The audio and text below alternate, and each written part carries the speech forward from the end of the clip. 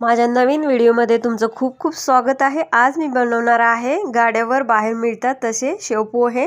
त्यासाठी कढई गरम केली, तेल घातलं, तेल छान तापू द्यायचं, नंतरच जिरे आणि मोहरी घालायची। तडतडली चांगली तरच फोडणीला चव येते। त्यात कढीपत्ता चांगला तडतडू द्यायचा, नंतर लगेच मिरची छान तडतडू दिली की कांदा घालायचा ओबडधोबड चिरलेला, मीठ हळद घालून हलवून घ्यायचं आणि भिजवलेले पोहे घालायचे, छान हलवून घ्यायचे। थोडीशी कोथिंबीर वरनं घालायची आणि अजून हलवायचे आणि झाकून ठेवायचे। हे असे मऊ लुसलुशीत पोहे तयार होतात। बाहेर गाड्यावर असेच मिळतात।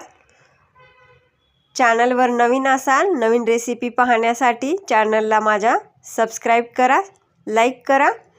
तर आता पोहे तयार झालेले आहेत। सेम गाड्यावर असेच पोहे मिळतात आमच्या इथे।